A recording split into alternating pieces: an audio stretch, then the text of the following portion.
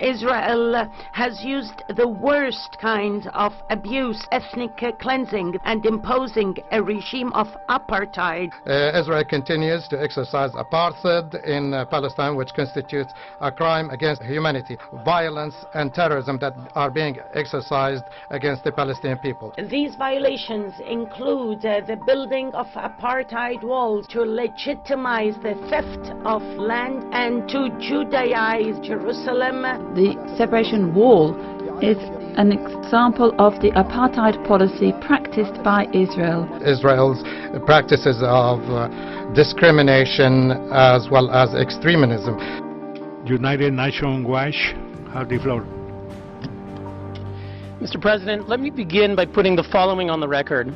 Everything we just heard from the world's worst abusers of human rights, of women's rights, of freedom of religion, of the press, of assembly, of speech, is absolutely false and indeed Orwellian. Today's report does not consider Israelis to be deserving of human rights, consistent with the approach of this Council, where today's notorious agenda item against Israel completely ignores their human rights. Now, over the weekend, President Abbas announced he was giving his highest medal to Rima Khalaf, who resigned from the Economic Commission of Western Asia, a Beirut-based UN agency of 18 Arab states, after Secretary General Guterres rightly instructed her to remove an absurd report which accused Israel of, quote, apartheid.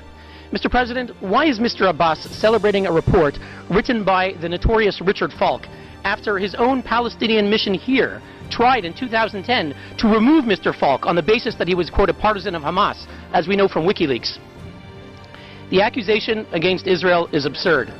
Israel's 1.5 million Arabs. The delegation of Palestine has the floor. More than one statement goes beyond the mandate of this sitting, using unacceptable terms about Ms. Rima Khalaf, and so we would like this to be stopped. We have noted some terms which are humiliating vis-à-vis the Council, and we call for the respect of our traditions within the Human Rights Council. Thank you. We would support the viewpoints that have already been expressed by the State of Palestine as well as Egypt. Now, the previous speaker can continue. Thank you, Mr. President. Israel's 1.5 million Arabs, whatever challenges they face, enjoy full rights to vote and to be elected in the Knesset. They work as doctors and lawyers. They serve on the Supreme Court.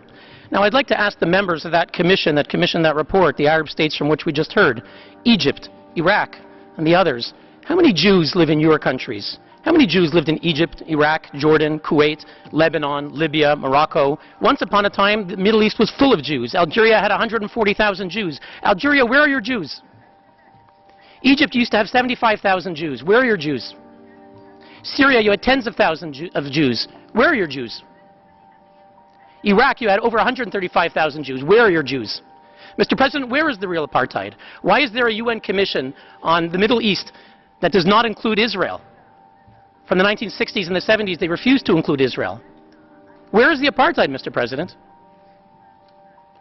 Mr. President, why are we meeting today on an agenda item singling out only one state, the Jewish state, for targeting? Where is the apartheid, Mr. President?